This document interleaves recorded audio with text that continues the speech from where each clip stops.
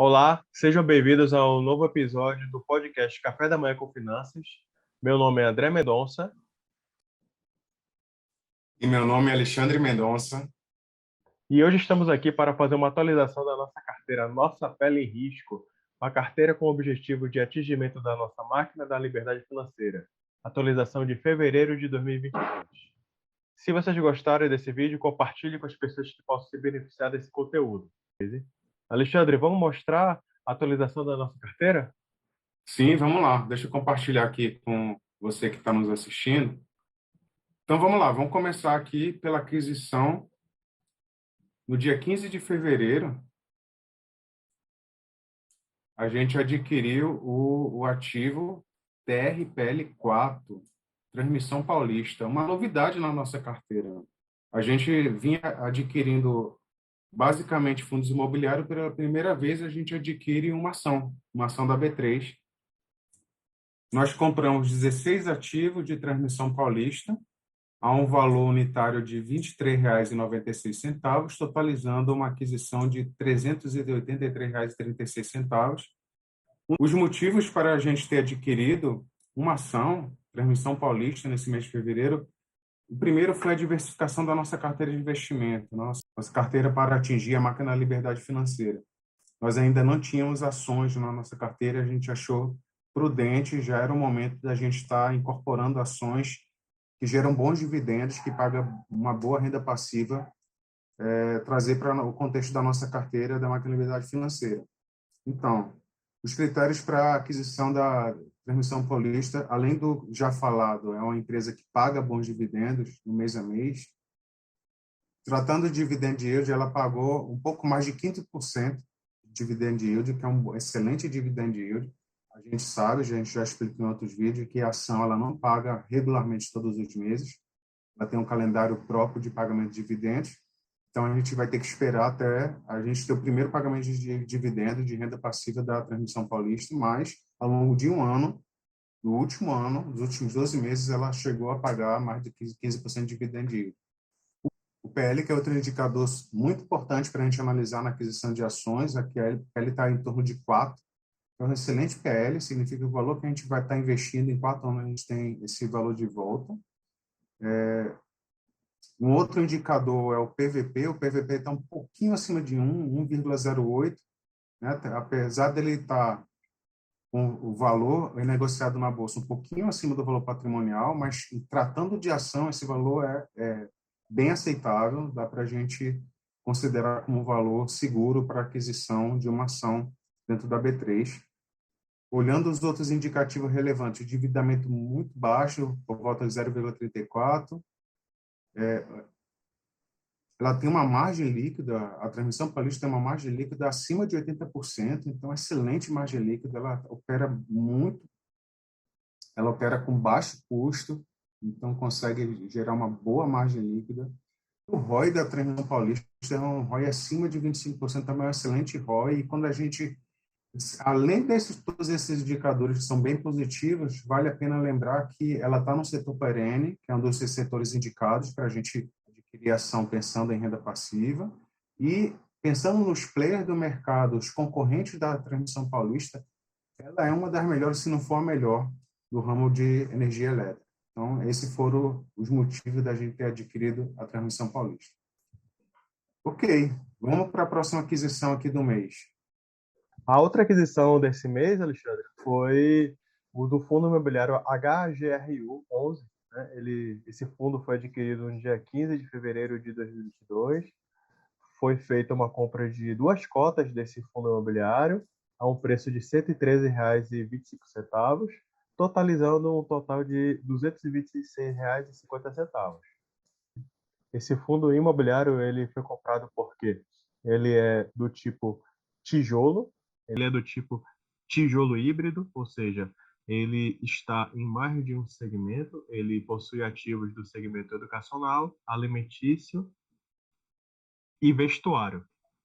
Esse fundo imobiliário ele possui ativos espalhados em 8 estados do Brasil e, além disso, esse fundo imobiliário possui 18 ativos, ou seja, ele possui uma diversificação muito boa. Outro ponto que foi considerado foi o prazo de vencimento dos contratos desse fundo imobiliário. Todos os contratos desse fundo imobiliário possuem vencimento acima de 2025. Vários com prazo de vencimento de contrato em 2039, enfim. Isso traz uma grande segurança ao investidor ao adquirir esse fundo imobiliário. Vamos voltar nossas atenções agora para a planilha para a gente entender o impacto dessas aquisições de fevereiro na jornada da nossa pele em jogo, com o objetivo de atingir a máquina da liberdade financeira.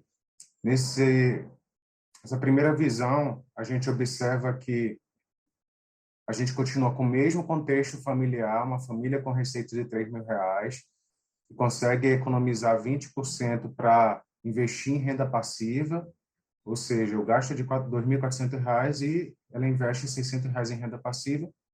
Como existia um saldo em janeiro de R$ 31,49, então essa família tinha disponível para investir em fevereiro R$ 631,49.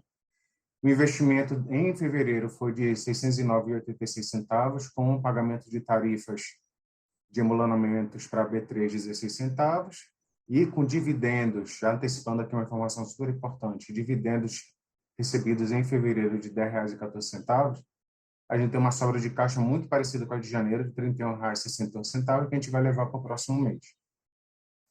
Ok, vamos seguindo aqui para entender os detalhes aqui dessa aquisição de fevereiro. Como a gente já comentou, essas foram as duas aquisições realizadas em fevereiro. Transmissão Paulista, que é uma ação do setor perene de energia elétrica, e o HGRU11, que é um fundo imobiliário de tijolo híbrido, como já foi explicado. Então, os valores, conforme a gente já comentou. Vamos passar para a parte de dividendos. Em fevereiro, a gente teve esses 4 ativos que geraram dividendos, somado deram R$ 10,14. Então, a gente, só recapitulando, em dezembro a gente teve um único ativo que gerou dividendos, em janeiro foram 2 ativos e agora em fevereiro já são 4, e a ideia é que a gente vá aumentando esse bolo. É importante mencionar que em março a gente provavelmente, ao invés de 6, já que a gente comprou 2 ativos agora em fevereiro, a gente deve ter 5 provavelmente, porque um dos ativos adquiridos agora em fevereiro foi uma ação, que foi a Transmissão Paulista, e toda ação tem um calendário específico de pagamento de dividendos, não necessariamente teremos dividendos pagos em março, mas vamos aguardar a informação da liberação de dividendos por parte da Transmissão Paulista. Seguindo aqui, deixa eu aumentar o zoom mais um pouquinho. O resultado que a gente tem parcial aqui de fevereiro, lembrando que a gente faz esse vídeo logo depois das aquisições, então ainda tem o resto de fevereiro aí para valorizar ou desvalorizar todos os ativos que a gente já adquiriu. Então, como a gente já informou, a gente fez uma aquisição de R$ 609,86 agora em fevereiro. A gente tem o dividendo de R$ 10,14. E se a gente fosse resgatar todos os ativos que estão disponíveis nessa nossa carteira da nossa pele em jogo, a gente iria resgatar R$ 1.783,39.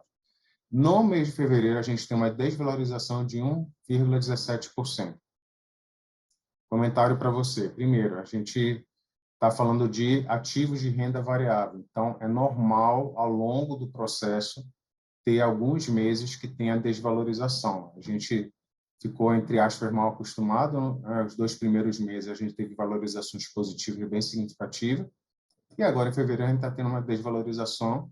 Mas, assim, olhando os fundamentos de todos os ativos que foram adquiridos, os fundamentos ainda estão sólidos, ainda estão forte o suficiente para a gente permanecer com esses ativos na nossa carteira. E o que importa, além de você ter ativos fortes que vão haver uma certa sazonalidade, mas a longo prazo vai levar a uma valorização de ganho de capital, mas o nosso foco principal aqui é dividendos, renda passiva, e a gente está vendo um aumento significativo mês a mês, que é o que a gente espera aí da nossa renda passiva. Fechando aqui essa análise do mês de fevereiro da carteira Nossa Pele em Jogo, a gente pode olhar aqui nessa tabela os graus de atingimento da máquina da liberdade financeira. A gente continua com o primeiro grau, que é a classe D, atingido em dezembro de 2021. A gente já está com mais de R$ 10 em dividendos em um único mês. Então, a expectativa é que, aproximadamente em mais 2 meses, a gente deva atingir a classe C, que é o recebimento de 6 horas de gasto mensal em renda passiva em um único mês. A gente deve ultrapassar a barreira dos R$ 20. Lembrando que esses valores que estão aqui são referenciados ao estilo de família que a gente configurou, que a gente está levando em consideração, que a gente mostrou na primeira aba aqui dessa planilha. Seguindo aqui, vamos focar aqui na parte de capital. Tem essa seção de capital. A primeira análise é capital investido por mês. A gente teve, em dezembro, 511, pouco mais de R$ 511 investidos. Houve uma sobra de caixa considerável em dezembro, que levou, em janeiro, a gente investir mais de R$ 660.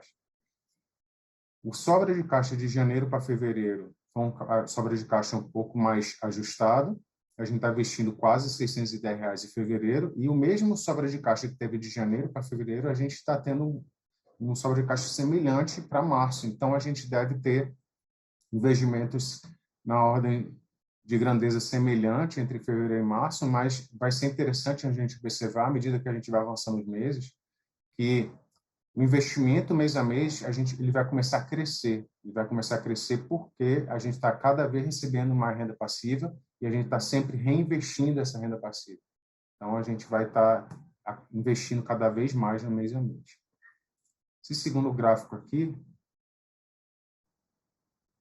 vou dar uma reduzida para a gente ver ele por completo, ele é o gráfico de percentual de alocação por categoria de ativo. A gente pode perceber que o nosso capital da nossa carteira, a nossa pele em jogo, praticamente metade dele está em ativos fundo imobiliário de tijolo. A gente tem uma novidade aqui, que é ação. É a primeira vez que a gente tem ação na nossa carteira, e ele equivale aqui a 21,5%.